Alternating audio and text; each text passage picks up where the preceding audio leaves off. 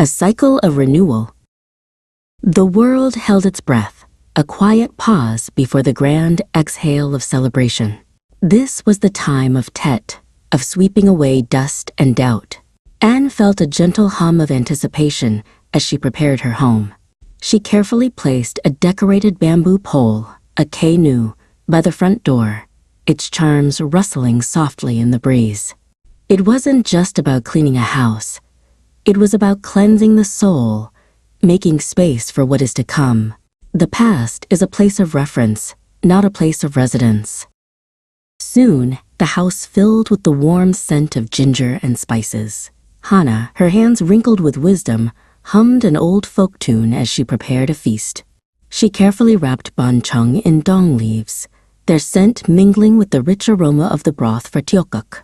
The greatest wealth, she would say, is not in what we have, but in the memories we create. The air was thick with stories and laughter, a tapestry woven from shared memories and hopeful dreams. The feast was a symphony of flavors and textures, each dish a symbol of a year's worth of hopes and dreams. The warm tiokok promised a year of good health, while the bonchong represented the bounty of the earth and the family's unity. It was a moment to savor not just the food, but the abundance of life itself.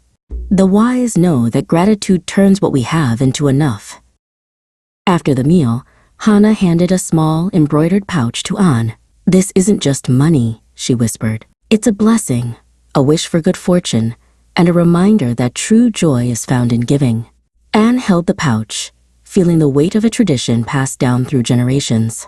The meaning of life is not to simply exist, but to live with purpose and to give of oneself.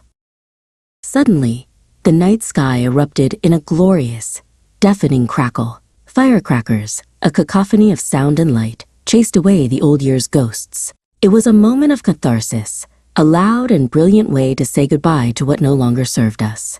The past is a quiet stream, but the future is an open sea. As the firecrackers faded, a new light emerged. Thousands of paper lanterns, each one a silent prayer for a brighter future, drifted upwards like tiny stars. They created a gentle, glowing river flowing into the heavens, carrying hopes and dreams on the wind. Hope is the thing with feathers that perches in the soul. The next day, a magnificent lion, a vibrant creature of paper and silk, danced down the street. Its movements were powerful and playful, a symbol of courage and strength, chasing away bad luck and bringing good fortune to all who watched. Courage is not the roar of the lion, but the quiet voice that says, "I will try again tomorrow." Even in the chill of winter, the hoa mai and hoa dao began to unfurl their delicate petals. They were a quiet reminder that beauty can emerge from hardship and that new beginnings are always possible. In the depth of winter, I finally learned that there was in me an invincible summer.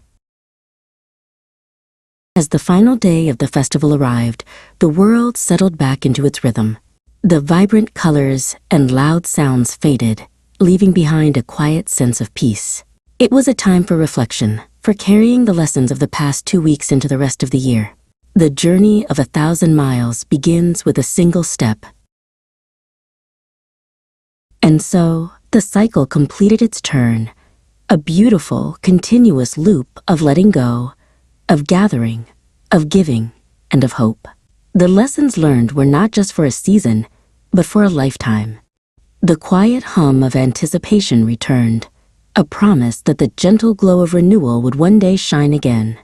The greatest glory in living lies not in never falling, but in rising every time we fall.